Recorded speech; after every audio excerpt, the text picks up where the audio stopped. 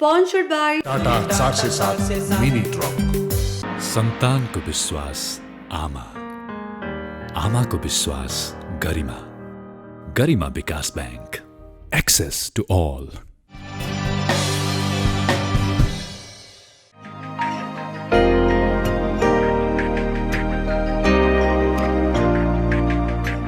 दर्शकवृन्द नमस्कार।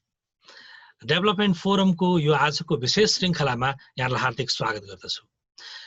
दर्शकवृन्द, जलवायु परिवर्तनको मुद्दा यति बेला विश्वव्यापी रूपमा निकै सजगताका साथ हेरिँदैछ।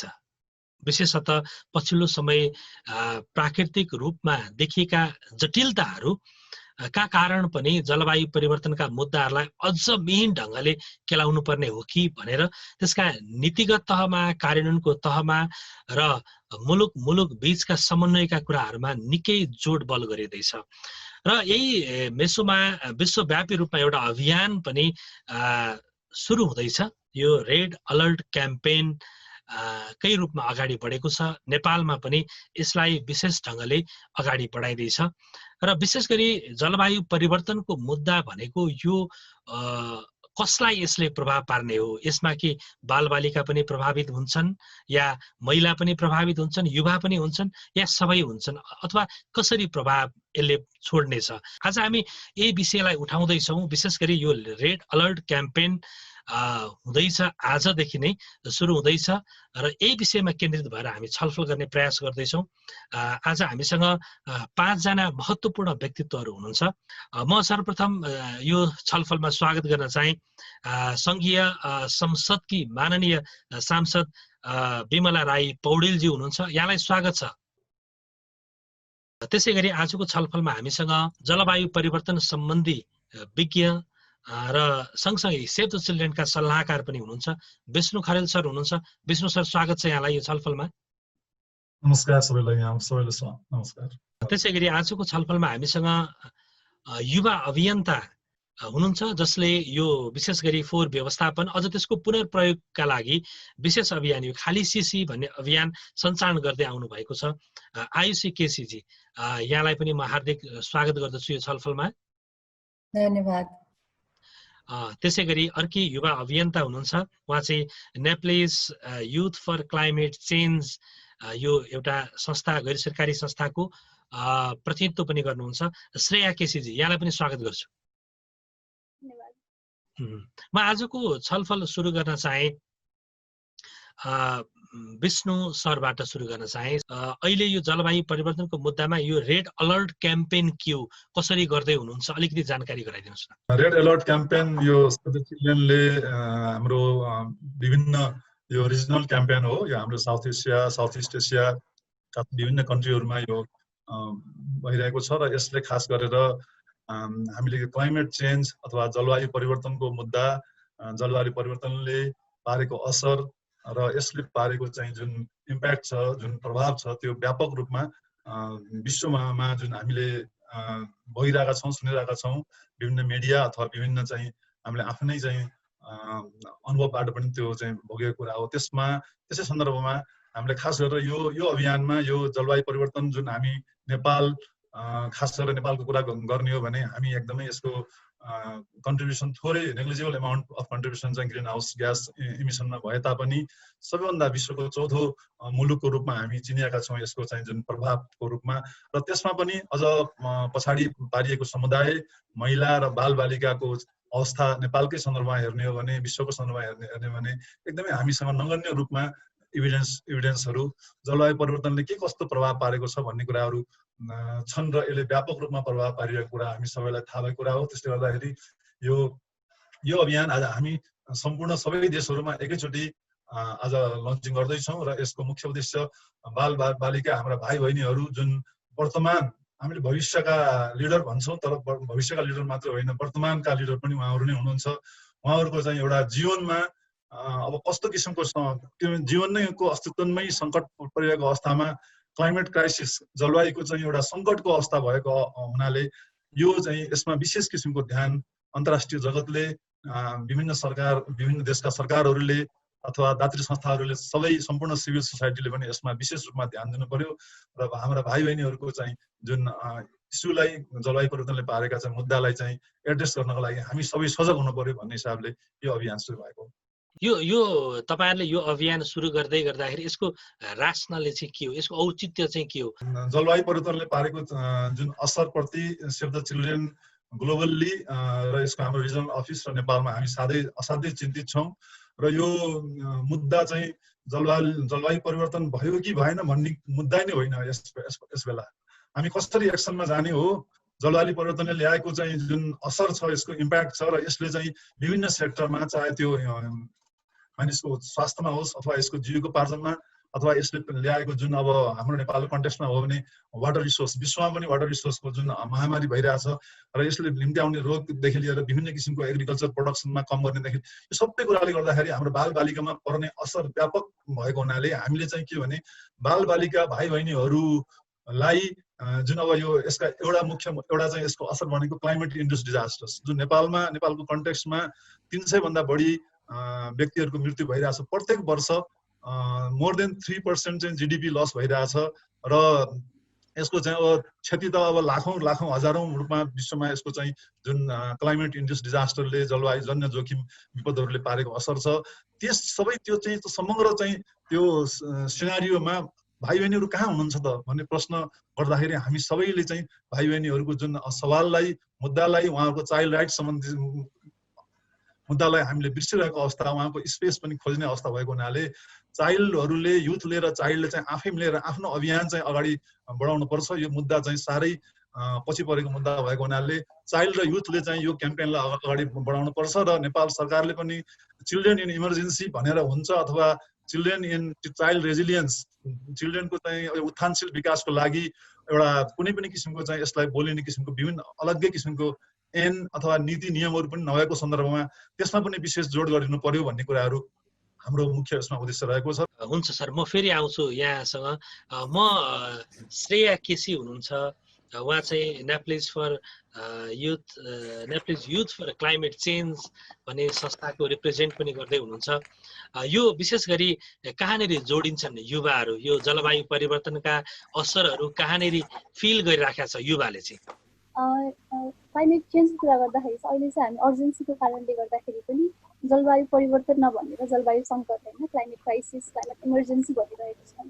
अनि अहिले चाहिँ के भनेर आइरहेको छ भने साइन्टिफिक रिपोर्ट्सहरूमा चाहिँ हामीसँग पृथ्वी बचाउने चाहिँ जम्मा 10 वर्ष मात्रै बाँकी छ भन्छौँ हामी होइन। अनि अहिले यो प्री इन्डस्ट्रियल एरादेखि चाहिँ 1 डिग्री सेल्सियसले चाहिँ तापक्रम बढिसकेको छ। अनि यही कारणले हो भने चाहिँ 2030 सम्ममा 1.5 डिग्री सेल्सियसको टेम्परेचर बढ्छ। अनि अझ यही कारणले हो भने चाहिँ यो सेन्चुरीसम्ममा चाहिँ 3 देखि 5 डिग्री सेल्सियसको टेम्परेचर बढ्छ भन्ने फिक्सेस छ। अनि त्यो हुँदाखेरि चाहिँ विश्वभरि नै एकदमै ठुलो परिवर्तनहरू आउँछ होइन। त्यो परिवर्तन चाहिँ अब्जर्भ गर्ने क्यापेसिटी ह्युमन बिङ्स हामीसँग पनि छैन। यसमा पनि मेन चाहिँ आजको जेनेरेसन होइन, युथ र अपकमिङ जेनेरेसन चिल्ड्रेनहरू चाहिँ एकदमै भलरेबल हुनुहुन्छ, किनकि अबको कमिङ डेजमा चाहिँ यो असरहरू जति पर्याप्त हुँदै जान्छ तब त्यति चाहिँ आजको यो युथहरूले चाहिँ फेस गर्नुहुने इम्प्याक्टहरू त्यति धेरै हुँदै जान्छ। सो द्याट अहिलेको जेनेरेसन भनौँ न, युथ चिल्ड्रेन्स एकदमै धेरै भलरेबल पनि हुनुहुन्छ र उहाँहरू चाहिँ यसको लागि अब काम गर्नुपर्ने पनि उहाँहरूले गर्नुपर्ने त्यो रेस्पोन्सिबिलिटिज पनि छ। त्यो साथै चाहिँ उहाँहरूको पनि यसमा दायित्व पनि चाहिँ एकदमै फरक छ। ठिक छ, म आयुषी केसी हुनुहुन्छ, युवा अभियन्ता हुनुहुन्छ, उहाँतिर जान चाहे। विशेष गरी यो खाली सिसी भनेर यो अभियान पनि सञ्चालन गर्नुभएको छ यहाँले। विशेष गरी यो जलवायु परिवर्तन भन्दा जलवायु सङ्कटको कुरा गर्दै हुनुहुन्छ होइन। यो अवस्था अहिलेको अवस्था तपाईँले कसरी देखिरहनु भएको छ? यही क्षेत्रमा काम गरिरहनु भएको भएर मैले सोध्दैछु। यसमा जब पनि हामी इन्भाइरोमेन्टको कुरा गर्छौँ, क्लाइमेटको कुरा गर्छौँ होइन, मैले एउटा नोटिस गरेको प्याटर्न चाहिँ के हो भने जब हामी युथहरूसँग कुरा गर्छौँ, यस्तै 12 देखि 19 वर्षको युवाहरूसँग कुरा गर्छौँ, उनीहरूलाई इन्भाइरोमेन्टको बारे भन्दाखेरि चाहिँ उहाँहरूलाई कस्तो लाग्दो रहेछ भने यो 12 देखि 19 वर्षको बच्चालाई भोलि पर्सि तिमीहरूको रिटायरमेन्ट प्लान बारे सोच, पेन्सन बारे सोच भने जस्तो हुँदो रहेछ। किनभने इन्भाइरोमेन्टमा काम गर्ने बित्तिकै यसको इमिडिएट इफेक्ट आउँदैन होइन। यसले आज काम गरेर भोलि नै इन्भाइरोमेन्ट सफा भइहाल्ने कुराहरू हुँदैन। सो युथलाई भन्नु भनेको चाहिँ नि रिटायरमेन्ट प्लान बारे सोच भने जस्तो हो कि जुन अलिकति यसमा चाहिँ बढी मेहनत लाग्छ होइन। त्यही भएर पनि यो धेरै च्यालेन्जिङ छ र त्यसैले गर्दाखेरि पनि युथलाई अहिलेदेखि नै इन्भल्भ गर्न असाध्यै नै इम्पोर्टेन्ट छ होइन।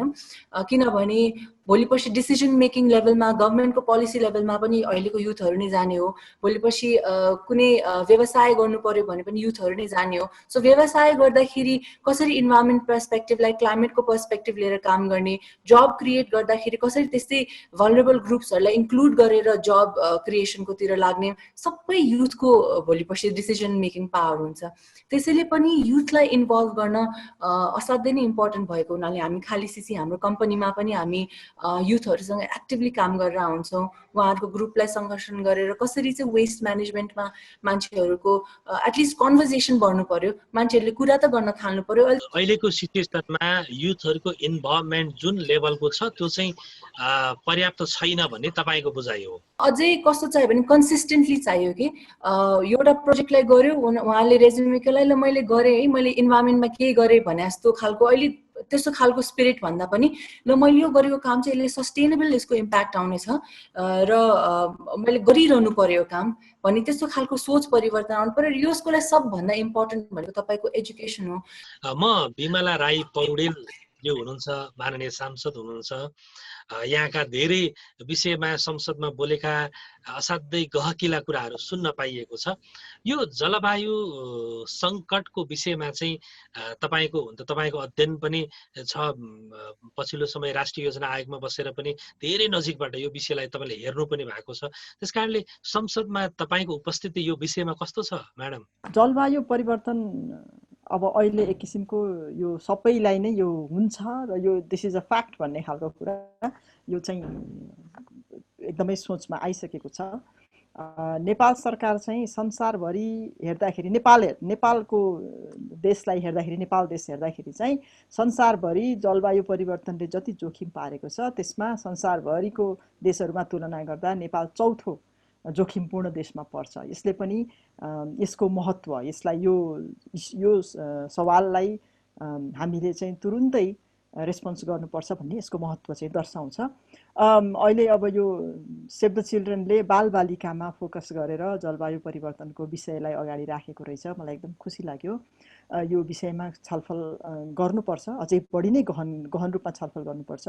मेरो एङ्गेजमेन्टको कुरा गर्नुभयो। संसदमा अहिले जलवायु परिवर्तन यस्तो इस्यु हो, यस्तो सवाल हो जुन चाहिँ घरदेखि, व्यक्तिदेखि, समुदाय अनि त्यसपछि चाहिँ हाम्रा सबै तहका सरकारहरू, सबै तहका, सबै वर्गका, सबै सामाजिक समुदायका मान्छेहरूले चाहिँ बुझ्नुपर्ने र आफ्नो आफ्नो तहबाट सबैले जलवायु परिवर्तनको न्यूनीकरणमा र आवश्यक रूपमा अनुकूलन गर्नु पर्यो भनेदेखि त्यस्तो विषयमा चाहिँ काम गर्नुपर्ने देखिन्छ। यो सबैको जिम्मेवारीको विषय हो। त्यही जिम्मेवारीलाई चाहिँ सोचेर होला यसपालि संसदमा विशेष गरिकन राष्ट्रिय सभामा चाहिँ दिगो विकास तथा सुशासन समिति भनेर एउटा छुट्टै सांसदहरूको एउटा समिति छ। हो त्यो समितिमा म पनि एउटा सदस्य छु र हामीले धेरै गरिकन, हुन त यो नाम सुन्दाखेरि दिगो विकास लक्ष्य, विशेष गरिकन संयुक्त राष्ट्र सङ्घको दिगो विकास लक्ष्यसँग काम गर्छ भन्ने बुझिन्छ। तर दिगो विकास भन्ने बित्तिकै हामीले फेरि वातावरण असाध्यै महत्त्वपूर्ण, किनभने हामीले आर्थिक विकास, सामाजिक विकास, वातावरणीय विकासको सन्तुलन नभइकन दिगो विकास हुँदैन भन्छौँ। आर्थिक समृद्धि हुनुपर्छ, सामाजिक विकास हुनुपर्छ, समानता, समावेशीकरण हुनुपर्छ र त्यसपछि चाहिँ हामीले वातावरणसँग सन्तुलन गर्नुपर्छ। विकासको वातावरणसँग सन्तुलन भएन भने दिगो विकास हुँदैन भन्ने चाहिँ हाम्रो चाहिँ बुझाइ छ र त्यो बुझाइमा बसेर त्यो समितिले काम गर्छ। समितिले काम गर्ने भनेको विशेष गरिकन कानुन बनाउँदाखेरि विकासको तर्फबाट मात्रै नहेरेर हामीले कानुन बनाउँदाखेरि वातावरणीय प्रभाव यसले कसरी पार्छ, कुनै पनि कानुन चाहिँ भोलि कार्यान्वयन गर्दाखेरि यसले दिगो विकासमा के असर पार्छ, वातावरणमा के असर पार्छ भनेर निकै चनाखो भएर हेर्छौँ। त्यसै गरिकन हाम्रो अब सरकारको कामको निगरानी गर्ने एउटा अर्को महत्त्वपूर्ण काम हो सांसदहरूको, र त्यसमा पनि हामी चाहिँ विकासको पर्सपेक्टिभबाट, विकासको दृष्टिकोणको साथसाथै वातावरणसँग विकासको समन्वय र एउटा सन्तुलनको अवस्थाको विषयमा पनि हामीले चाहिँ रेखदेख गर्छौँ, एक किसिमको निगरानीमा हाम्रो त्यसमा पनि चाहिँ केन्द्रित हुन्छौँ हामी। जलवायु परिवर्तनले ल्याउने प्राकृतिक विपदहरू होइन, प्राकृतिक विपदहरू पनि आउँछ, जलवायु परिवर्तनले अरू खालका विपदहरू पनि आउँछन्। अब यो जलवायु परिवर्तनले ल्याउने जे जस्ता असरहरू छन्, यो असरहरू सबैलाई असर पार्छ जलवायु परिवर्तनले। तर सबैभन्दा गाह्रो चाहिँ कस्तो हुँदो रहेछ भने सक्ने मान्छेहरू लडेर उठ्छन्, तर नसक्ने मान्छेहरू लड्यो भने लडाइ हुन्छन्। त्यसले गर्दाखेरि हामीले के विचार गर्नुपर्छ भने समाजमा जो कमजोर छ, जो चाहिँ वर्गीय रूपमा विशेष गरिकन विपन्न समुदायहरू, विपन्न व्यक्तिहरू र त्यसपछि बालबालिकाहरू चाहिँ एकदमै मार्जिनल ल्यान्ड भन्छौँ हामी, एकदमै चाहिँ अलि अप्ठ्यारो अवस्थामा जोखिमपूर्ण जग्गामा जमिनमा घर बनाएर बसेकाहरू, त्यस्ताहरूलाई बढी प्रभाव पार्छ। र तीमध्ये पनि यसको जोखिमको सबैभन्दा ठुलो भार चाहिँ महिलाहरूमा पर्छ, बालबालिकाहरूमा पर्छ। त्यसले गर्दाखेरि हामीले चाहिँ जलवायु परिवर्तनले के असर पार्छ, कसलाई असर पार्छ र त्यसको न्यूनीकरण गर्नको लागि हामीले के गर्नुपर्छ भनेर कुरा गर्दा यी वर्गको विशेष गरिकन बालबालिकाको अहिले हामीले कुरा गर्दैछौँ भने बालबालिकाको युथ जो चाहिँ हाम्रो देशको अहिलेको एकदम महत्त्वपूर्ण सम्पत्ति हो, त्यो युवा वर्गको सहभागिता, महिलाको सहभागिता भयो भने के असर पारेको छ, त्यो असरलाई हामीले कसरी न्यूनीकरण गर्न सक्छौँ भनेर साँच्चै नै विकासका आयोजनाहरूमा अथवा हाम्रा व्यवहारहरूमा लागू गर्ने खालका कार्यक्रमहरू हामीले गर्न सक्छौँ। म दोस्रो चरणको छलफल सुरु गर्न चाहे। म विष्णु सरबाट सुरु गरेँ। विष्णु सर, यो विशेष गरी यो विषयप्रतिको संवेदनशीलता जुन बढाउनका लागि तपाईँहरूले लिड गर्दै हुनुहुन्छ, यो रेड अलर्ट क्याम्पेन गर्दै हुनुहुन्छ, वास्तवमा यो महत्त्वपूर्ण पनि छ एक अर्थमा। तर अहिलेको सिचुएसन चाहिँ के छ, जस्तो पोलिसी लेभलको बुझाइ, इम्प्लिमेन्टेसन लेभलको बुझाइ होइन, अझ आम बुझाइ, अब यो ल्याकिङ चाहिँ कहाँनिर हो विष्णु सर? यसमा चाहिँ ल्याकिङको कुरा गर्दाखेरि यो यसको असर मलाई परिरहेछ भनेर हामी सोच्नु पर्यो। किनभने यो जहिले पनि के हुन्छ भने इम्प्याक्टको कुरा गर्दाखेरि लाखौँ चाहिँ परिवारमा यसको असर परिरहेछ। लाखौँ परिवारमा यसको चाहिँ जस्तै 3% जति जस्तै जिडिपी चाहिँ लस भएको छ प्रति वर्ष भनेको त्यसलाई कसलाई असर परेको छ भन्दाखेरि जसले कोप गर्न सक्दैन जुन जलवायु परिवर्तनमा परेको इम्प्याक्टमा परेको कुरालाई विष्णु सर यसलाई अझ यसरी बुझौँ। यो हामी जलवायु परिवर्तन भन्ने शब्द चाहिँ वास्तवमा नसुन्ने, थाहा नपाउने कमै हुनुहुन्छ होला, तर त्यसको असर चाहिँ मेरो दैनिकी जीवनमा मेरो हरेक दिन कहाँनेर छ भन्ने कुरा चाहिँ हामीले बुझाउन पो सकेनौँ सर। एक्ज्याक्टली त्यो अवेरनेसको पाटोमा मैले एउटा भन्न खोजेको के भने यो अवेरनेस र क्यापासिटी बिल्डिङको पाटो एउटा ह्युजली चाहिँ हामी ल्याकिङ देखियो होइन यसमा। किनभने जनमा हामीले प्रत्येक व्यक्ति एकदमै रिचिङ द अनरिच भन्छ, हाम्रो चाहिँ हुम्ला जुम्लादेखि लिएर हामी ओखलडुङ्गा सोलुखुम्बुसम्म हामीले यसको मेसेज पुर्याउन सक्नु पर्यो। त्यो कुराको एउटा म्यासिभ रूपमा ग्याप देखिया छ होइन। त्यो चाहिँ त्यसको लागि चाहिँ हामीले चाहिँ एउटा यो क्याम्पेनमा पनि यो कुरा हामीले राखेका छौँ र यो चाहिँ कलेक्टिभ इफोर्ट हो। एकजनाले मात्रै एउटा मात्रै स्टेक होल्डरले गरेर सम्भवै छैन। गभर्मेन्टको लिडरसिपमा विभिन्न स्टेक होल्डर्सले होइन, सिभिल सोसाइटीले, चिल्ड्रेन एन्ड युथको चाहिँ एउटा मुभमेन्ट नै हुनु जरुरी छ। चिल्ड्रेन एन्ड युथहरू चाहिँ अर्गनाइज भएका छैनन् अहिलेसम्म। अझ त्यसमा पनि म भन्न के चाहन्छु भने जस्तै अब सिभिल सोसाइटी चाहिँ के गरिरहेको छ अहिलेको अवस्थामा हेर्नुहोस् त, सुतेको जस्तो लाग्छ मलाई। यो गत केही वर्ष हेर्ने हो भने सिभिल सोसाइटीको चाहिँ मुभमेन्ट आउनु जरुरी छ, चिल्ड्रेन र युथको मुभमेन्ट आउनु जरुरी छ र गभर्मेन्टले पनि चाइल्ड फ्रेन्डली, युथ फ्रेन्डली र अपाङ्ग भएका व्यक्तिहरू फ्रेन्डली अथवा मोस्ट भल्नरेबल समुदायको फ्रेन्डली चाहिँ पोलिसीहरू, लहरू ल्याउन जरुरी छ। गृह मन्त्रालयले विपद जोखिम न्यूनीकरण तथा व्यवस्थापनको एउटा जिम्मेवारी लिएको छ। अहिले भर्खरै नयाँ गठन भएको जुन राष्ट्रिय विपद जोखिम न्यूनीकरण तथा व्यवस्थापन प्राधिकरण, उहाँहरूले पनि विपद जोखिम न्यूनीकरण मात्रै हाम्रो चाहिँ जिम्मेवारी हो भनेर लाग्नु भएन। उहाँहरूले चाहिँ क्लाइमेट रेजिलियन्सको कुराले त्यहाँ जोड्नै पर्छ। जस्तै क्लाइमेट चेन्जको पोलिसी 2011 मा बनेको थियो, अहिले भर्खर 2019 मा फेरि त्यो रिभाइज भएको छ।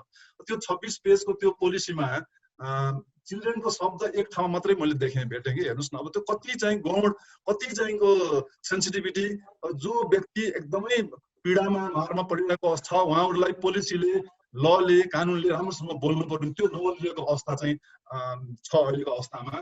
आयुषी केसीजी तर्फ जान चाहे, जस्तो यो जलवायु सङ्कटबाट हामी उम्कनका लागि अथवा यसबाट यो सङ्कटबाट हामी पार पाउनका लागि युथहरूले डिफरेन्ट के गर्न सक्छन्? युवासँग भनेको तपाईको सबभन्दा ठुलो एडभान्टेज युवासँग भनेको एउटा आँट हो हैन, रिस्क लिन सक्ने आँट हो, जुन अहिले नेपाललाई चाहिएको त्यही हो, र लिडरशिप। सो युवाबाट चाहिँ त्यो आउन सक्छ र म त्यही नै अपेक्षा गर्छु हैन। र अहिले पछिल्लो समयमा हामीले धेरै युवाहरू जस्तो श्रेया पनि लागिरहनु भएको छ हैन। सो युवाले चाहिँ यसमा गर्न सक्नु युवा नै हो। तर म चाहिँ आर्थिक पर्सपेक्टिभबाट, एन्टरप्रेन्योरशिपको पर्सपेक्टिभबाट अलिकति भन्न चाहन्छु यहाँ कि अहिलेको प्रब्लमहरू, अहिलेको समस्याहरू भनेको ट्रेडिसनल समस्याहरू होइन। यो हाम्रो पहिलाको विगतको जेनेरेसनहरूले भोगेको समस्याहरू होइन। सो पुरानो सोचाइबाट र पुरानो जेनेरेसनबाट केही यसको सल्युसन आउला भन्ने अपेक्षा गर्नु एउटा वेस्ट नै हो हैन। तर युथसँग चाहिँ के छ भने एउटा आँट छ, एउटा फायर छ कि ल म नयाँ यस्तो खालको नयाँ न्यू एज प्रब्लमलाई म नयाँ सल्युसन ल्याउँछु। र सबभन्दा राम्रो सल्युसन भनेको एन्टरप्रेन्योरशिपबाट हो हैन। एन्टरप्रेन्योरशिप जस्तो फर इक्जाम्पल हामीले खाली सीसीमा पनि हामी एउटा स्टार्टअपबाट सुरु गर्यौँ, एउटा कम्पनी, प्राइभेट कम्पनीबाट हैन। हामीले यो वेस्ट म्यानेजमेन्ट, क्लाइमेटको लागि के गर्नु भनेर यस्तै अरू थुप्रै कम्पनीहरू हुनुहुन्छ जसले अब भनौँ न प्लास्टिक रिसाइक्लिङदेखि लिएर यो रिस्क म्यानेजमेन्टको, यो क्लाइमेट रिस्क म्यानेजमेन्टहरूमा दुनियाँभरि स्टार्टअपहरू क्रिएट गरिरहनु भएको छ। सो अर्कै अलिकति भिन्न पर्सपेक्टिभबाट भन्दाखेरि अहिले यस्तो खालको काममा लाग्ने खालको आइडियाहरूलाई सरकारको पोलिसी लेभलबाट अलिकति इन्करेजमेन्ट आयो भने, ट्याक्सको कुरादेखि लिएर हुन्छ कि एउटा मिडियाबाट पनि अलिकति एउटा उहाँहरूको स्टोरीहरूलाई अगाडि ल्याउने कुरा हुन्छ कि हैन। सो त्यस्तो खालको एन्टरप्रेन्योरशिपलाई, त्यस्तो खालको प्रोजेक्टहरूलाई चाहिँ बढावा दिने एउटा इकोसिस्टम बन्यो भने चाहिँ तब युवा चाहिँ अझै भनौँ न एक हिसाबले इन्करेज्ड हुन्छ कि ल म यसमा लागिरहन्छु, यसमा लागि पर्छु र मेरो एफर्ट चाहिँ नि कसैले हेरिरहेको रहेछ र यसको आइरहेछ रिजल्ट भनेर हैन।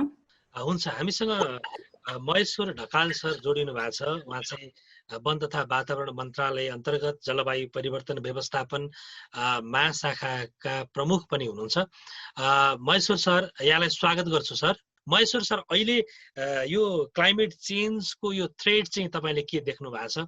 हामीले जलवायु परिवर्तनका दुईवटा महत्त्वपूर्ण एलिमेन्टहरू अथवा अब तत्त्वहरू भनौँ अथवा अङ्गहरू भनौँ, जलवायु परिवर्तनका दुईटा तत्त्वहरूको बारेमा फन्डामेन्टली बुझ्न जरुरी रहेछ नेपालको सन्दर्भमा।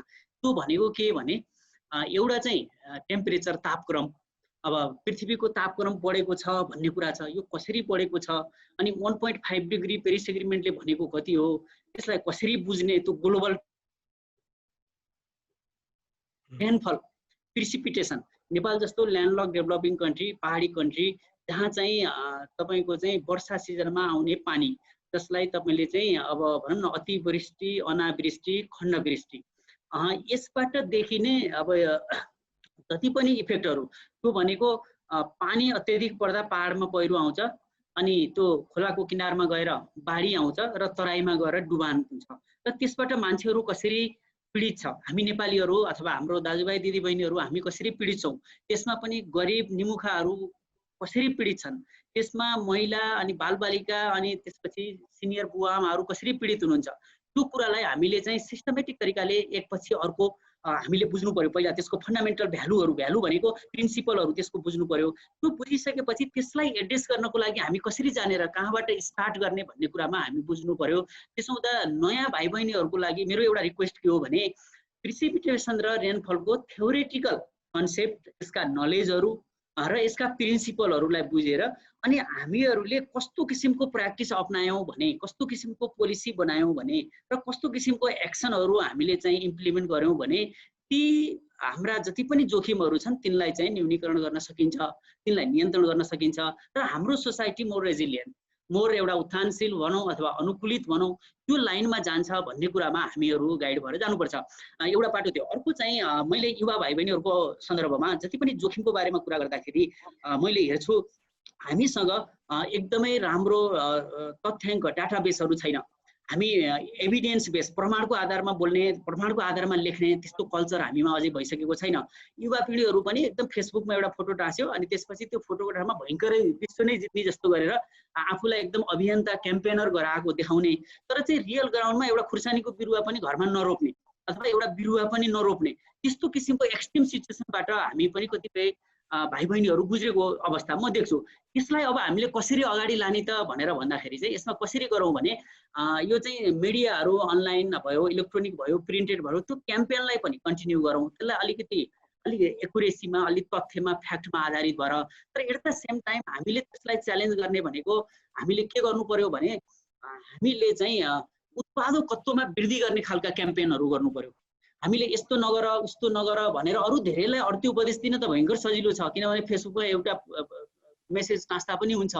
तर हामीले रियलमा गर्नु पर्यो भने त हामीले एउटा बिरुवा रोप्नु पर्यो कहीँ न कहीँ, अथवा धान रोप्नु पर्यो। युवा भाइ बहिनीहरूले उहाँहरूले राज्यबाट बरु पर्याप्त सपोर्ट पनि पाएको छैन, त्यो कुरामा पनि हामी क्लियर हुनुपर्छ। र युवा भाइ बहिनीहरूलाई हामीले कसरी ओरिएन्टेसन गर्नुपर्छ भन्नुहुन्छ भने जस्तै हाई स्कुल पढ्दै गरेको भाइ बहिनीहरूलाई एक्स्ट्रा करिकुलम एक्टिभिटिजहरूमा इन्गेज गराउनेदेखि लिएर युनिभर्सिटी पढ्ने भाइ बहिनीहरूलाई इन्टर्न र रिसर्चका हामीले चाहिँ अपर्च्युनिटीहरू दिनु पर्यो। किनभने उहाँहरूलाई हामीले चाहिँ गाइड गरेनौँ, उहाँहरूलाई एउटा लाइनमा डोराएनौँ भने त उहाँहरूले त आफूले जे जान्नु भएको छ त्यो गर्नुहुन्छ। त्यो बाटोमा युवाहरूलाई राज्यको तर्फबाट जोड दिनु पर्यो। र युवा भाइ बहिनीहरू पनि तपाईको चाहिँ सुपरफिसियल भइदिनु भएन। पक्कै पनि महेश सरले एउटा पार्टिसिपेसन खोजिरहनु भएको छ। उहाँको भनाइ सुनिरहँदाखेरि सबैको पार्टिसिपेसन होस्, अझ युथहरूको त्यो लेभलको होस् भन्ने चाहिरहँदाखेरि युथहरू के भन्नुहुन्छ? मैले फिल गरेको कुरा चाहिँ युथले चाहिँ पाउनुपर्ने अपर्च्युनिटिज पनि पाएको छैन भन्ने चाहिँ आई फिल होइन। अनि त्यो चाहिँ मुनि लेभलदेखि, त्यो चाहिँ प्राइमेरी लेभलदेखि एजुकेसनकै कुरामा गर्दाखेरि पनि जब चाहिँ चिल्ड्रेन हुनुहुन्छ होइन, स्कुल लेभलमा पढ्दाखेरि पनि जस्ट चाहिँ एसिड र ग्लोबल वार्मिङको कुरा हुन्छ, त्यो चाहिँ जस्ट टेक्स्चुअल कुरा मात्रै हुन्छ होइन। त्यो चाहिँ प्र्याक्टिकल्ली चाहिँ कसरी गर्ने त, त्यो कुरालाई कसरी निहाल्ने भन्ने कुरा चाहिँ हुँदैन होइन। त्यो चाहिँ एजुकेसन सेक्टरमा पनि चाहिँ जस्ट टेक्स्चुअल हुन्छ नि, किताबी ज्ञान मात्र भन्दा पनि लाइफ स्किल्स पनि हुन्छ नि, प्र्याक्टिकल नलेज पनि दिनु जरुरत छ एकदमै धेरै। नेपालको कन्टेक्स्टमा कुरा गर्दाखेरि चाहिँ युथहरू चाहिँ अझै पनि होइन 2008-10देखि नै चाहिँ अहिले पनि यो मोमेन्टम चाहिँ युथ मोमेन्टम क्लाइमेट चेन्जमा चाहिँ एकदमै धेरै बढिरहेको छ, एकदमै राम्रो कुरा हो होइन। अनि युथहरू आफैले पनि आफ्नै तवरले पनि होइन सक्नुहुन्छ सक्नुहुँदैन आफ्नो क्यापेसिटीले, त्यसमा भन्दा पनि चाहिँ आफ्नो उसले चाहिँ आफ्नो क्यापेसिटीमा चाहिँ आफैले लोकल क्लबहरू बनाउने, आफैले लोकल अर्गनाइजेसन्सहरू बनाउने, त्यसरी चाहिँ कामहरू गरिराख्नु सहकारीमा।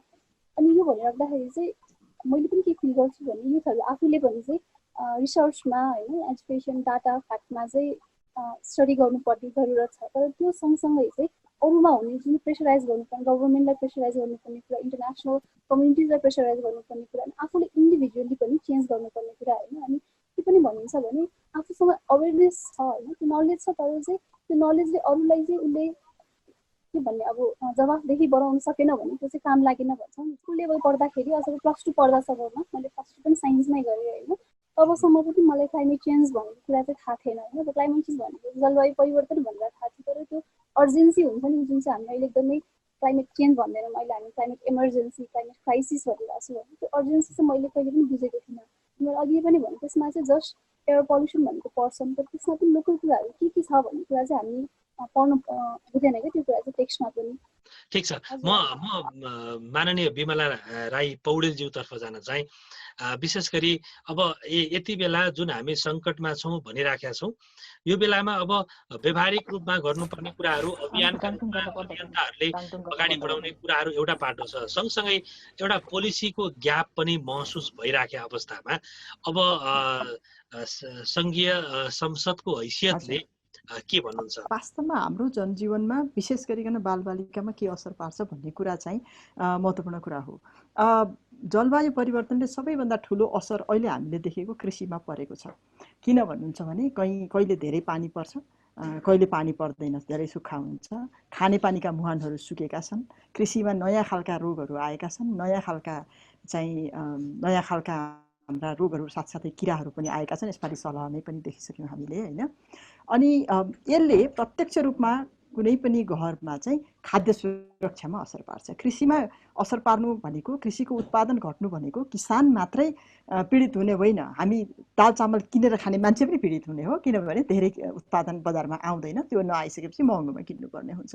त्यो भएर खाद्य सुरक्षामा एकदम धेरै असर पर्छ। अब बालबालिका भनेको अब एकदमै जोखिममा हुने भए, किनभने खाद्य सुरक्षा र पोषण बालबालिकाको विकासको लागि असाध्यै महत्त्वपूर्ण कुरा हो। भनेपछि मुख्य जोखिम अब त्यहाँनिर हामीले देख्यौँ। अर्को भनेको प्राकृतिक विपदका कुरा गऱ्यौँ हामीले होइन, जहाँ चाहिँ तपाईँको पानी सुक्छ, धेरै लामो पानी पर्दैन अनि पानीका मुहानहरू सुक्छन्। त्यसपछि के हुन्छ, आमाहरू टाढा टाढासम्म गाग्रामा पानी बोकेर पानी लिन जानुपर्ने भयो। आमाहरू धेरै समय पानी बोकेर जानुपर्ने अवस्था आयो भने के हुन्छ, त्यति बेला बालबालिकाहरूको पढाइमा असर पर्छ। धेरै जसो के बालिकाहरूको भनौँ न, आमा बाबुलाई सघाउनु पर्यो, बालिकाहरूको असर पर्छ। अब त्यस्तै खालका तपाईँको स्वास्थ्यमा ठुला जोखिमहरू पनि पर्छन्, किनभने पानी नहुनु भनेको अरू थुप्रै जोखिमहरू निम्त्याउनु हो। त्यो सँगसँगै बाढी पहिरोबाट हुने धनजनको क्षति त हामीले भनिहाल्यौँ। धेरै सुक्खा लाग्दाखेरि आगलागीका कुराहरू, यी सबै कुराहरूले सबैभन्दा धेरै मार भनेको मानसिक अशान्ति, डर, त्रास, त्यसले मानसिक रूपमा स्वास्थ्यमा असर पार्ने कुरा भयो। त्यो साथसाथै खानामा पोषणमा अप्ठ्यारो, स्वास्थ्यमा अप्ठ्यारो, समय पढ्न समय नपाउनेमा अप्ठ्यारो, अथवा चाहिँ बाढीका हिसाबले तपाईँको चाहिँ सुक्खा लाग्ने हिसाबले गर्दाखेरि स्कुलहरू समयमा खुल्न नसक्ने, स्कुलहरू समयमा जान नसक्ने त्यो अप्ठ्यारो, यस्ता थुप्रै अप्ठ्याराहरूबाट अहिले हाम्रा थुप्रै बालबालिकाहरू यो अप्ठ्यारो स्थितिबाट गुज्रिरहेका छन्।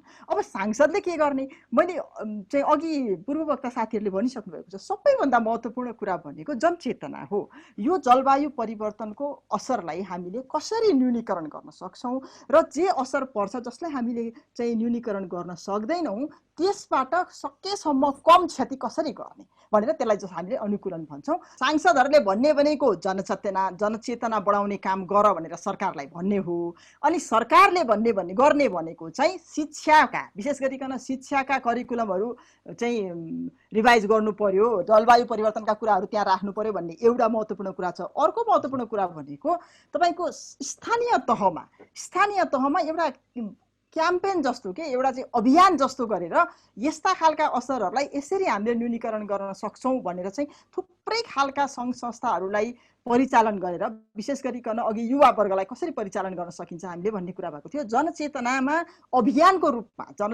अभियानको रूपमा लैजानको लागि युवाहरूलाई परिचालन गर्ने यो काम चाहिँ सरकार र सरकार सँगसँगै अन्य गैर सरकारी संस्थाहरू, अन्तर्राष्ट्रिय संस्थाहरू जुन चाहिँ काम गरिराख्नु भएको छ राष्ट्रिय अन्तर्राष्ट्रिय स्तरमा, उहाँहरूले आफ्ना कार्यक्रमहरूमा राख्ने कुरा हो। नीति बनाउँदाखेरि सम्बन्धित मन्त्रालयले, सम्बन्धित सङ्घ संस्थाले कसलाई असर पारेको छ त्यस्ता व्यक्तिहरूसँग छलफल गर्ने परिपाटी गर्न पर्यो। हुन्छ माननीयज्यू, म अन्तिम चरणमा एकपटक फेरि आउँछु। म अन्तिम चरणको छलफलमा छु। म विष्णु सर तिर जान चाहे। आज 28 देखि सुरु हुने यो जुन क्याम्पेनबाट खास यसको चाहिँ तपाईँको सन्देश आम सबैलाई, किनभने यसको अघि बिमला म्याडमले भन्नुभयो यसको चेन इफेक्ट हुन्छ, एउटा कृषिमा असर पर्ने बित्तिकै बालबालिकामा नि प्रभाव पर्ने रहेछ है भन्ने कुरा चाहिँ बुझ्नु पर्यो पहिला। त्यस कारणले आम समुदाय, नागरिक समाज सबैलाई आह्वान के गर्नुहुन्छ सर?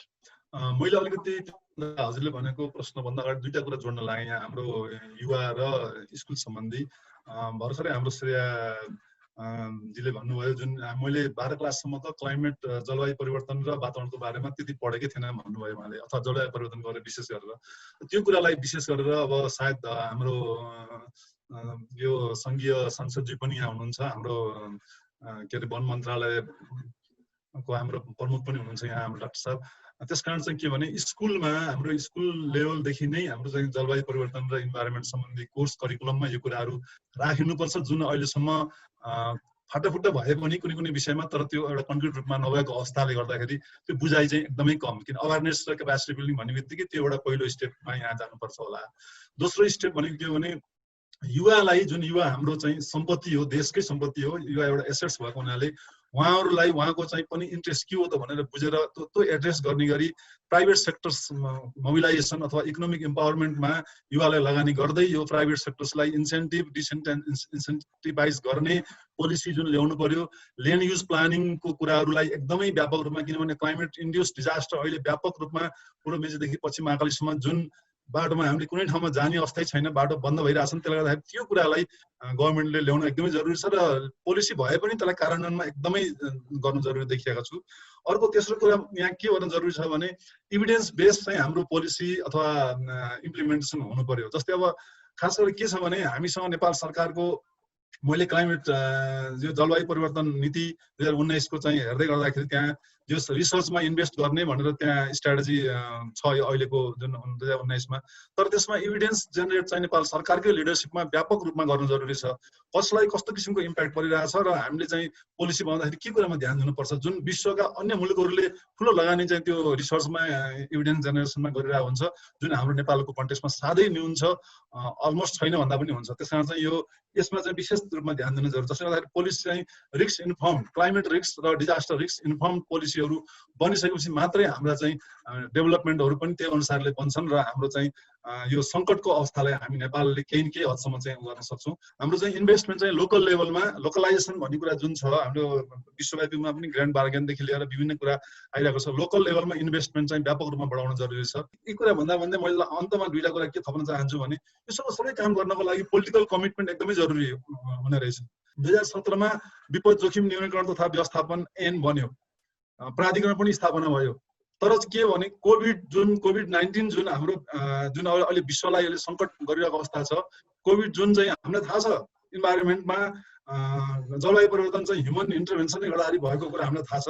त्यस्तै गरेर वातावरणमा ह्युमन इन्क्रोचमेन्ट बढेको हुनाले वाइल्ड लाइफबाट यो कोभिड-19 को चाहिँ कोरोना भाइरस फैलेको भन्ने कुरा हामीले थाहा भएकै कुरा हो। त्यसकारण चाहिँ त्यो कुरामा अब एउटा भइरहेको संरचनालाई छोडेर जुन हाम्रो ऐनमा स्पष्ट रूपमा पेन्डेमिकलाई गैर प्राकृतिक र प्राकृतिक चाहिँ किसिमका विपदलाई एड्रेस गर्ने भनेर नेपाल सरकारले भनेको हाम्रो ऐन हुँदाहुँदै छोडेर 2020 को अर्को ऐनमा गएर चाहिँ हाम्रो कोभिड-19 को रेस्पोन्स मेकानिजम चाहिँ जुन रेस्पोन्स गरियो, जुन दुःखदको कुरा हो। एकदमै नेपाल सरकारले पोलिटिकल कमिटमेन्ट भनेको भएका ऐन र कानुनलाई पोलिसीलाई इम्प्लिमेन्ट गर्नै पर्यो। र अन्तमा म एउटा के भन्न चाहन्छु भने हामीले यो जलवायु परिवर्तनको जोखिममा रहेको समुदाय जुन बालबालिका भाइ बहिनीहरूको लागि विशेष किसिमका ऐन कानुनहरू नभएको अवस्थामा यस्ता किसिमका इमर्जेन्सी, यस्ता किसिमका चाहिँ क्लाइमेट इन्ड्युस्ड डिजास्टरले गर्दाखेरि पारेको प्रकोपलाई विशेष ध्यान दियोस् र परेको खण्डमा स्पेशल किसिमको ल चाहिन्छ भने पनि ल बनाउन, पोलिसी बनाउनु पर्यो भने पनि नेपाल सरकारले त्यसलाई बनाएर चाहिँ हाम्रो चाइल्ड राइट्स इन इमर्जेन्सीलाई हामीले प्रोटेक्ट गर्दै त्यसलाई अगाडि बढाउनु जरुरी छ।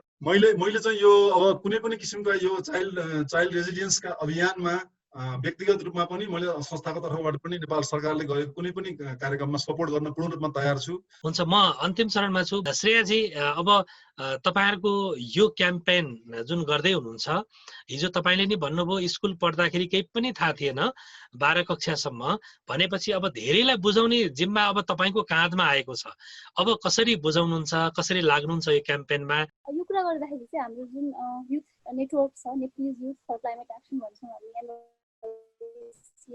हामी त्यसको थ्रुबाट पनि यस्तो डिफ्रेन्ट अवेरनेस क्याम्पेन्सहरू चाहिँ गरिरहेको हुन्छौँ। एउटा चाहिँ मेन चाहिँ चिल्ड्रेन बेस्ड पनि छ होइन। चिल्ड्रेनमा पनि हामी चाहिँ पहिला चाहिँ अब कोभिडको लकडाउन नहुँदाखेरि चाहिँ डिफ्रेन्ट स्कुल्सहरू भिजिट गरेर होइन चिल्ड्रेनहरूलाई चाहिँ के भइरहेछ, कस्तो भइरहेछ डकुमेन्ट्री देखाउने, भिडियोहरू देखाउने, के गर्न सकिन्छ हुन्छ नि, एक्टिभिटिजहरूमा उहाँहरूलाई इन्गेज गराउने कामहरू गराउँथ्यौँ। अहिले पनि अब चाहिँ वेबिनारकै रूपबाट भए पनि चाहिँ अब स्कुलसँग चाहिँ नपुग्न नसकेपछि चाहिँ हामी चाहिँ स्कुलसँग पनि अप्रोच चाहिँ गरिरहेको छौँ होइन। यसरी चाहिँ बरु मिल्छ भने चाहिँ अनलाइनकै थ्रुबाट पनि चाहिँ डिस्कसनहरू गर्ने भन्ने कुरा एउटा। अनि अर्को चाहिँ हामीले गर्ने कुराहरूमा पनि पर्सनल लेभलमा गर्ने कुराहरूमा पनि चाहिँ नट जस्ट गभर्मेन्टलाई मात्र भन्दा पनि सिभिल सोसाइटीलाई मात्रै चाहिँ दोष दिने यताउति भन्दा पनि यो चाहिँ एउटा ब्लेम गेम भन्दा पनि हामी सबैजना सँगै छौँ यसमा होइन। जो इन्डिभिजुअलले पनि, युथले पनि, वुमनले पनि, अनि सिभिल सोसाइटिज, गभर्मेन्ट सबैले चाहिँ साथ गरेर होइन त्यसरी चाहिँ काम गर्नु चाहिँ एकदमै धेरै जरुरत छ। त्यसको लागि चाहिँ हामीले पहिला पनि एउटा यो अहिले नेसनल डिटरमाइन्ड कन्ट्रिब्युसन्स भन्छौँ होइन, एनडिसी भनेको जुन चाहिँ यो प्यारिस एग्रिमेन्टको फ्रेमवर्कमा चाहिँ एमिसन कसरी घटाउने त भनेर एउटा बनाउने देशले बनाउने क्लाइमेट एक्सन प्लान हो। अनि त्यसमा पनि हामीले चाहिँ महेश्वर सरहरूको टिमलाई चाहिँ हामीले मन्त्रालयमै गएर चाहिँ हामी पनि युथ प्रायोरिटी होइन, युथले चाहिँ के चाहन्छ त्यसमा इन्क्लुड हुनलाई भनेर चाहिँ बुझाउँछौँ भन्दाखेरि सरहरूले चाहिँ एकदम अग्री गर्नुभयो। त्यो चाहिँ एकदमै इन्करेजिङ पार्ट। अरू भनेको चाहिँ अब लिडरसिपमा पनि होइन, युथलाई पनि चाहिँ नट जस्ट इन एउटा प्रोग्राममा पार्टिसिपेट गराउने हुन्छ नि, एउटा उसमा गराउने भन्दा पनि चाहिँ त्यो मेन डिसिजन मेकिङ प्रोसेसमा चाहिँ त्यस्तै टेबलमा चाहिँ युथलाई पनि चाहिँ स्पेस दिनु पर्यो एउटा कुरा। अनि अर्को भनेको चाहिँ उनीहरूलाई पनि स्पेस दिने कुरा होइन, लिडरसिप दिने कुरा, उहाँहरूलाई पनि डिसिजन मेकिङ टेबलमा चाहिँ चिल्ड्रेनलाई, युथलाई, वुमेनलाई यसरी मेजर स्टेक होल्डरलाई चाहिँ सँगै बसाएर चाहिँ डिसिजनहरू बनाउने कुरा पनि एकदमै इम्पोर्टेन्ट छ। हुन्छ, धेरै धेरै धन्यवाद। म आयुषी केसीजी तर्फ जान चाहे। अब तपाईँ र तपाईँ लगायतका साथीहरूको भूमिका के हुन्छ? यो क्याम्पेन आजबाट जुन लन्च भइरहेको छ यसमा तपाईँहरूको भूमिका पनि के हुन्छ? अब यो इकोसिस्टमलाई नै हेर्नु पर्यो होइन, जुन पहिला पनि भन्नुभयो एउटा स्टेक होल्डर डायलग असाध्यै इम्पोर्टेन्ट छ। त्यसपछि एजुकेसनको लेभलमा छ है। अब मलाई चाहिँ के लाग्छ भने अहिले जुन यो क्राइसिस हाम्रो आइरहेछ होइन, यो कोरोना नै भनौँ वा यो बाढी पहिरोको कुराहरू, क्राइसिसलाई वेस्ट चाहिँ जानु दिनु भएन। अहिले हामी तुरुन्तै क्राइसिसबाट के लर्न गर्न सक्छौँ र अर्को क्राइसिसलाई वेट नगरिकन अब जे क्राइसिस आए पनि हामी चाहिँ यो यसरी चाहिँ हाम्रो प्रोटोकल हो, यसरी चाहिँ हामी अब त्यो क्राइसिसलाई फेस गर्छौँ भने त्यसो हिसाबको सोचाइले एउटा पोलिसी फ्रेमवर्क त्यसमा हुनु पर्यो जस्तो लाग्छ होइन। अनि अर्को मलाई के लाग्छ भने एउटा टार्गेट हुनु पर्यो होइन। युथलाई सबभन्दा बढी चाहिने भनेको मोटिभेसन हो। मोटिभेसन के ल्याउँछ? टार्गेटले आउँछ। ल हाम्रो 2030 सालसम्म नेपालले चाहिँ क्लाइमेट एक्सनमा यस्तो गर्छ, यस्तो गर्छ, यस्तो गर्छ। त्यो टार्गेट्सहरू बन्नु पर्यो र ट्रान्सपेरेन्ट हुनु पर्यो। त्यसपछि मात्रै हामी चाहिँ युवा शक्तिलाई र्याली गर्न सक्छौँ र एकजुट बनाएर युनिफाई गरेर ल हामी सबैजना सबै स्टेक होल्डर यसमा छौँ भनेर जान सक्छौँ होइन। सो त्यो एउटा भिजन चाहिरहेछ। अर्को कुरा चाहिँ मलाई के थप्न मन छ भने एउटा मिडियाको कुरा पनि भनौँ होइन। जस्तो हामी यहाँले नै कुरा गर्नुभयो कि अब रोल मोडलहरूको कुराहरू आउँछ, सक्सेसफुल स्टोरीहरू, सक्सेस स्टोरिज, केस स्टोरिजहरू कुरा आउँछ। तर जब क्लाइमेटको कुरामा आउँछ, इन्भाइरोमेन्टको कुरामा आउँछ, त्यो चाहिँ हामी कमै देख्छौँ। एउटा उदाहरणको लागि अब हाम्रो न्युज पेपरको फ्रन्ट पेजमै आइरहेको हुन्छ ल आज यो ठाउँमा बाढीले यतिजना मान्छेहरूको निधन भयो, यस्तो भयो, यस्तो क्षति भयो, यस्तो भयो भनेर। तर त्यो बाढी पहिरो गएको मेन कारण के हो त?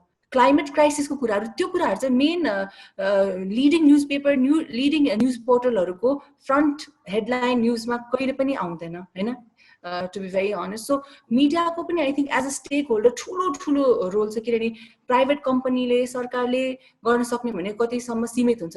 त्यो कुरालाई अगाडि बढावा दिने भनेको मिडिया हो as a major stakeholder होइन। सो मिडियाले पनि यो कुरालाई कसरी अगाडि दिनुहुन्छ र अहिले जति पनि अब भनौँ न एक्टिभिस्टहरू श्रेयाले नै उहाँले पनि गरिरहनु भयो होला।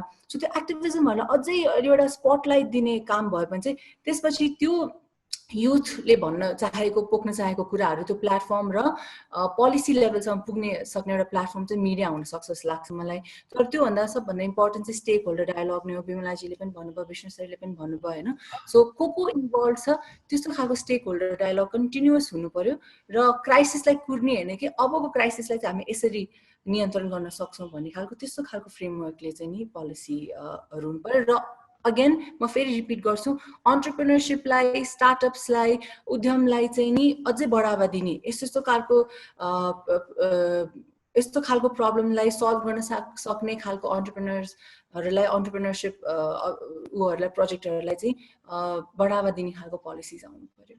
मलाई पर्सनली चाहिँ के लाग्छ भने म एक्लैले गर्नु र मेरो काम थ्रु अलिकति धेरैजना मान्छेलाई मैले जुटाउन सकेँ भने त्यसमा बढी इम्प्याक्ट हुन्छ जस्तो मलाई पहिलादेखि नै मेरो त्यो चाहिँ त्यस्तो खालको सोचाइ होइन। म एकजनाले मात्रै रुख रोपेर भएन, म वरिपरिको सबैले रुख रोप्न सक्ने एउटा क्षमता राख्नु पर्यो, एउटा विश्वास राख्नु पर्यो जस्तो लाग्छ। सो त्यही भएर नै मैले चाहिँ मेरो पर्सनल कमिटमेन्ट त्यो भएर नै मैले खाली सिसी खोलेको हो होइन, जसबाट चाहिँ अहिले हामी 300 जना जस्तो हाम्रो यो क्लाइमेटमा सबभन्दा एउटा stakeholder, important stakeholder कबाडीवाला मान्छेहरू होइन, हामी उहाँलाई त्यो भन्छौँ। सो उहाँहरूसँग काम गर्छौँ हामी 200-300 जना जस्तो हुनुहुन्छ होइन।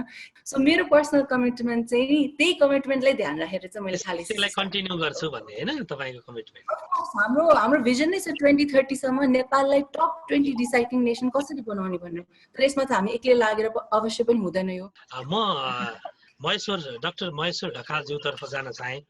महेश्वर सर, 2-3वटा कुरा चाहिँ मेजर कुराहरू आएका छन्। एउटा चाहिँ यो टार्गेट तपाईँहरूले सेट गरिदिनु भयो भने बल्ल हामी इन्करेज हुन सक्छौँ र त्यसले मोटिभेसन पनि गर्ने भयो, एउटा पाटो। दोस्रो कुरो हाम्रो श्रेयाजीले पनि भन्नुभयो यो बस्छौँ, छलफल पनि गर्छौँ, बोलाउनुहुन्छ, तर सहभागिता मात्रै भयो, सार्थक सहभागिता चाहिँ भएन कि हाम्रो बालबालिका अथवा युथहरूको। त्यहाँनिर चाहिँ त्यो सहभागिता गराउने गरी अबको यो अभियानमा पनि हुनुहुन्छ उहाँहरू होइन, अब कसरी अगाडि बढ्नुहुन्छ सर? हाम्रो मन्त्रालयले 1 नम्बरमा हामीले गरिदिएको काम भनेको हामीले जलवायु नीति 2019 चाहिँ ल्याइदिएको छौँ। मैले चाहिँ भाइ बहिनीहरू र स्कुलमा पढ्ने भाइ बहिनीहरू, युनिभर्सिटी पढ्ने भाइ बहिनीहरूलाई जलवायु नीतिको यो जनचेतना अभिवृद्धि गर्ने एउटा कोलम छ हाम्रो नीतिमा। मैले यहाँ अहिले छलफल हुँदै पनि मैले हेरेँ, त्यसमा चाहिँ हामीले चाहिँ प्रशस्त हामीले के पनि भनेका रहेछौँ भने हाम्रो परम्परागत ज्ञान र सिपलाई औपचारिक र अनौपचारिक शिक्षाको पाठ्यक्रममा समावेश गर्न पहल गरिनेछ भनेर पनि लेखा रहेछौँ। भनेपछि नीतिगत रूपमा हामी कति फराकिलो आएका रहेछौँ भन्ने एउटा प्रमाण। दोस्रो चाहिँ विद्यालयमा पढ्ने भाइहरूको लागि फोकल पोइन्टहरू मार्फत इको क्लब खोल्ने भनेर भनेका रहेछौँ। यहाँहरूले हाम्रो जलवायु नीति हेर्नुभयो भने तेस्रो पोइन्ट त्यो भन्दा तल चाहिँ अर्को अध्ययन अनुसन्धान र प्रविधि विकासको एरियामा हामीले के भनेका रहेछौँ भने अध्ययन अनुसन्धानमा युवाहरूलाई परिचालन गरिनेछ भनेर भनेका रहेछौँ। भनेपछि नेपाल सरकारले जलवायु नीतिमा युवाहरूलाई स्पेस दिने गरी नीति चाहिँ बनेको देखिन्छ। तर अब मिनिङफुल पार्टिसिपेसन भनेको कस्तो हो मैले भनेको भने अगाडि मैले एउटा कुरा जुन अघिल्लो समयमा अथवा यही आजको कार्यक्रमको अघिल्लो मैले के भनेको थिएँ भने हामीमा एक्सनमा जाने गरी अभियन्ता बनाऊ र एक्सनमा जाने गरी गरौँ भने अलिक ट्रान्सलेट भइन्छ। अब हाम्रो मिनिङफुल पार्टिसिपेसन गर्नको लागि हामी ग्राउन्डमा जानुपर्छ। मैले त्यति भन्न चाहेँ। नेपाल सरकारले जलवायु परिवर्तनको जति पनि जोखिमहरू न्यूनीकरण र अनुकूलन हुनको लागि टार्गेटहरू फिक्स गर्दैछौँ। हामीले पहिला गरेको टार्गेटको आधारमा हामी रिभिजिट गर्दैछौँ 2020 मा। हामी 2030 लाई टार्गेट गर्दैछौँ जुन चाहिँ सस्टेनेबल डेभलपमेन्ट गोलसँग पनि कम्प्याटेबल हुन्छ। टार्गेटले मोटिभेसन खडा गर्छ। मोटिभेसन त्यो हुनको लागि ट्रान्सपेरेन्ट चाहियो। त्यही भएर अहिले क्लाइमेट चेन्जले पनि ट्रान्सपेरेन्सीलाई बहुत महत्त्वपूर्ण अङ्गको रूपमा लिएको छ। महेश्वर सर, जस्तो यो अहिले रेड अलर्ट क्याम्पेन चाहिँ नेपालमा पनि सुरु हुँदैछ। अब यो सिभिल सोसाइटीले चाहिँ क्याम्पेन गर्ने, आवाज उठाउने, तर त्यसको खासमा ओनरसिप लिदिनु पर्ने त राज्यले हो। त्यसकारणले यो ओनरसिप लिने विषयमा चाहिँ यो धेरै अवस्थामा कमजोरीहरू पनि भएका छन् हैन। अब यो फलानु संस्थाले गर्यो, फलानुले गर्यो भनेर भनिदिनु भन्दा पनि त्यसका राम्रा कुराहरूलाई चाहिँ गभर्नमेन्टले त्यसको ओनरसिप लिदियो भने हुन्थ्यो भन्ने सबै स्टेक होल्डरहरू को चाहना पनि हुन्छ। त्यसकारणले अब यो क्याम्पेनलाई गभर्नमेन्टले कसरी यसबाट आएका कुराहरूलाई कसरी ओनरसिप लिन्छ, यो पनि कमिटमेन्ट पनि राख्दिनु होला सर। मैले फेरि के आश्वस्त पार्न चाहन्छु भने पूर्वमा मेचीदेखि पश्चिम महाकालीसम्म नेपाली दाजुभाइ दिदीबहिनीहरू अथवा नेपाली नागरिकले गरेका सबै कामहरू राज्यले ओन गर्नुपर्छ। हामी गर्छौँ। त्यसमा सबैलाई समेटेर लानुपर्ने दायित्व राज्यको हो। त्यसमा त हामी एकदम खुलस्त र एकदमै ओपन पनि छौँ। त्यो भनिरहँदा फेरि हामीले के बुझ्नु पर्यो भने हरेक चिजमा जहाँ पनि राज्यले गर्नु पर्यो भन्ने एउटा अलिक क्लासिकल मानसिकताबाट पनि बाहिर आउनु पर्यो। हाम्रा अभियानहरू र हाम्रा गतिविधिहरू चाहिँ ठाउँ अनुसारका हुन्छन्। तिनलाई कलेक्टिभ रूपमा राज्यले ओन गर्ने कुरामा त अब म व्यक्तिगत रूपमा अथवा सरकारको एउटा जिम्मेवार पोजिसनमा बसेको नाताले पनि म कमिटमेन्ट गर्छु। हामीले गर्नै पर्छ। त्यसमा चाहिँ हामीले सबैले समेटेर लानै पर्छ। बिमला राई पौडेल माननीयज्यू हुनुहुन्छ। अब यहाँ अहिले हामी यति धेरै छलफल गरिरहँदाखेरि हाम्रो आयुषी केसीजीले तपाईहरु टार्गेट सेट गरिदिनुस्, हामीलाई मोटिभेट गरिदिनुस् मात्रै भन्नुभएको छ। फन्डिङ ल्याउनुस्, यो गर्नुस् भनेर भन्नुभएको छैन। विष्णु सरले पोलिसी बनाइदिनुस् है बिमला म्याम, तपाईहरुको ठाउँमा पोलिसी बनाउने ठाउँमा हुनुहुन्छ त पोलिसी बनाइदिनुस् भन्नुभएको छ। त्यसकारणले यो एक्सपेक्टेसन चाहिँ गर्न पाइन्छ कि पाइँदैन? एकदमै पाइन्छ। एक्सपेक्टेसन गर्नु पनि पर्छ। राज्यले सबै काम गर्न सक्दैन, तर राज्यको पहिलो दायित्व चाहिँ हो।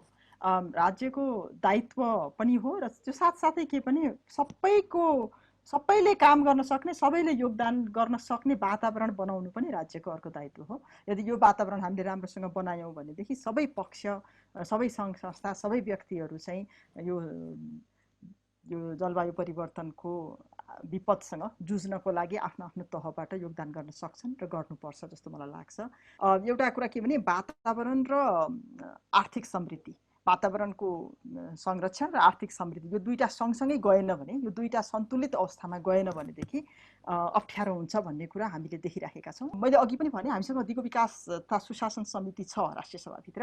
त्यो राष्ट्रिय सभाभित्रको सुशासन समितिले के गरेको छ, दिगो विकास तथा सुशासन समितिले के गरेको छ भने अहिले 7वटै प्रदेशमा प्रदेश स्तरको सांसदहरूको, त्यहाँका प्रदेश स्तरको जनप्रतिनिधिहरूको चाहिँ मञ्च बनाएको छ। किनभने प्रदेश स्तरमा पनि अब त कानुन बन्छन्, प्रदेश स्तरमा योजनाहरू बन्छन्। प्रदेश स्तरमा बन्ने कानुन र योजनाले यो वातावरणको दृष्टिकोणबाट त्यसलाई चाहिँ वातावरण र यो आर्थिक समृद्धिको सन्तुलन मिलाउनको लागि त्यहाँबाट पनि काम गरौँ भनेर बनाएका छौँ। र त्यो सँगसँगै उहाँहरू चाहिँ अब स्थानीय तहमा पनि गएर स्थानीय जनप्रतिनिधिहरूसँग बसेर पनि यो कुरालाई लिएर जानुहुन्छ। त्यसरी हामीले चाहिँ एउटा विभिन्न तहमा यो संरक्षण संरचना चाहिँ पुर्याउने प्रयास गरेका छौँ। त्यसले पनि कानुन निर्माण तल अब स्थानीय तहमा बन्ने कानुन, किनभने हामी कानुन अब स्थानीय तहमा पनि बनाउँछौँ अनि प्रदेश तहमा पनि बनाउँछौँ। यहाँ बन्ने कानुन, यहाँ बन्ने कार्यान्वयन गर्ने योजनाहरूमा यो वातावरणको कुराहरूलाई विशेष गरिकन जलवायु परिवर्तन र यसबाट बच्नको लागि पूर्व तयारी कसरी गर्न सक्छौँ, कस्ता खालका संयन्त्रहरू हामीलाई चाहिन्छन् स्थानीय तहमा,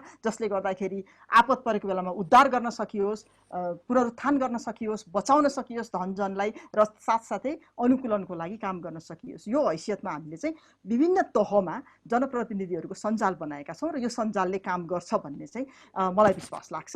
हामी त्यसमा चाहिँ सदैव लागि नै रहन्छौँ। अब सरकारलाई चाहिँ हामीले निगरानी गर्ने कुरा हो। सरकार साथसाथै यहाँ अब विभिन्न पक्षबाट सहभागीहरू हुनुहुन्छ। सबैलाई मलाई चाहिँ एउटा चाहिँ के भन्न मन लागेको छ भने जलवायु परिवर्तनसँग चाहिँ अनुकूलन गर्ने, जलवायु परिवर्तनलाई हामीले पुरै जिरो बनाउन सक्दैनौँ किनभने यो प्रकृति हो, यसै गरी जान्छ। तर यसलाई केही हदसम्म जसरी छिटो परिवर्तन भइरहेछ यसलाई हामीले केही हदसम्म चाहिँ हामी स्लो गराउन, अलिक गति चाहिँ अलिकति नियन्त्रण गर्न सक्छौँ र यसले गरेको प्रभावबाट बच्नको लागि उपाय अपनाउन सक्छौँ। यो उपाय अपनाउँदाखेरि प्रविधिको असाध्यै महत्त्वपूर्ण भूमिका हुन्छ र प्रविधि जब मैले भन्छु अनि बालबालिका र युवाहरू प्रति एकदमै आश लाग्छ हामीलाई, किनभने प्रविधिमा बालबालिका र युवाहरू असाध्यै अगाडि छन्, अग्रसर छन्, जोखिम लिन सक्छन्, दिमाग राम्रो छ, राम्रोसँग काम गर्न सक्छन्। त्यो भएर चाहिँ हामीले मोबिलाइज अब एकदमै धेरै चाहिँ यो परिचालन गर्नुपर्ने हुन्छ युवाहरूलाई, बालबालिकाहरूलाई र बालबालिका मैत्री, युवा मैत्री त बनाइ नै हाल्छौँ, महिला मैत्री, प्रविधिहरू बनाउनु पर्ने जरुरी छ। सांसदहरू सधैँ सबै विषयमा जानकार हुँदैनन्, म पनि छैन, सबै विषयमा हामी जानकार हुँदैनौँ। त्यति बेला चाहिँ सरकारले एउटा सबै खालको चाहिँ सरोकारवालाहरूसँग बसेर छलफल गरेर नीति बनाउने कुरा गऱ्यौँ। त्यसपछि सब संसदमा आइपुग्छ, हामीले सक्दो हामी सरोकारवालाहरूसँग छलफल गर्छौँ कानुन बनाउँदा, तर हामीले नदेखेका कुरा, हामीले नबुझेका कुरा यहाँहरूले आएर ढकढकाउनुपर्छ। यो बिल, यो कानुन यहाँनिर बनेको छ, यसरी मस्यौदा आएको छ, यो मस्यौदामा यस्तो गर्न पर्यो सांसदज्यू भनेर यहाँहरूले पनि फिडब्याक दिनु पर्यो। बिमला म्याम, ढकढक्याउँदाखेरि ढोका खुल्छ कि खुल्दैन? खुल्छ, खुलिराखेको छ, एकदमै खुलिराखेको छ र खुल्छ। मान्यज्यू, धेरै धेरै धन्यवाद यहाँलाई यहाँबाट समय र हाम्रो श्रेया केसी, त्यसै गरी आयुषी केसी, त्यसै गरी डाक्टर विष्णु खरेलज्यू, यहाँहरू सबैलाई धेरै धेरै धन्यवाद दिन्छु यो महत्त्वपूर्ण समयका लागि। धेरै धेरै धन्यवाद। हस्, नमस्कार, यहाँहरूलाई पनि धेरै धेरै धन्यवाद। दर्शकवृन्द, आज हामीले विशेष गरी जलवायु सङ्कटका विषयमा हामीले छलफल गऱ्यौँ। वास्तवमै आजदेखि नै यो red alert on climate change, क्लाइमेटको विषयमा चाहिँ यो विशेष आजदेखि नै यो अभियान लन्च हुँदैछ। विशेष गरी सबैलाई परेको हरेक जनजीवन लाई पारेको प्रभाव चाहिँ, यसको प्रभाव भनेकै यो जलवायु सङ्कट हो भन्ने कुरा सबैले बुझ्नु जरुरी छ र यो सङ्कटबाट पार पाउनका लागि अथवा यो सङ्कटमा हामी चाहिँ कसरी रहन सक्छौँ र सङ्कटबाट कसरी पार लाउन सक्छौँ भन्ने खालको बुझाइ नै यो अभियानको महत्त्वपूर्ण उपलब्धि हो भन्ने लाग्छ। र यसमा सङ्घीय संसदले नीतिगत रूपमा, त्यसै गरी नेपाल सरकारका विभिन्न निकायहरूले कार्यान्वयन तहमा र निजी क्षेत्र सामाजिक सङ्घ संस्थाहरूले यसको जनचेतनामा महत्त्वपूर्ण भूमिका खेल्न सक्यो भने पक्कै पनि हामी अघि विष्णु सरले भने जस्तो हामी 1.5 को जुन रेसियोमा बढ्ने आकलन गरिएको छ त्यसलाई हामी घटाउन सक्छौँ अथवा स्टेबल गराउन सक्छौँ। त्यसकारणले पनि यो महत्त्वपूर्ण अभियानमा सबैजना साथ दिउँ, सहयोग गरौँ। मिडियाले पनि यो विषयमा खोजी गरिदिनु पर्यो, कारण के हो भनेर खोजी गरियो भने पक्कै पनि हामीले जनतालाई बुझाउन सक्छौँ र आम जनतालाई पनि यसप्रति सचेत भइदिनु हुन अनुरोध गर्दै आजको यो विशेष एपिसोड यति नै। हामी भोलि फेरि नयाँ विषय र प्रस्तुतिका साथ उपस्थित हुने नै छौँ। तबसम्मका लागि आजका हाम्रा 5 जना अतिथिसँगै म सञ्चालक शिव अधिकारी पनि आज्ञा माग्छु। नमस्ते।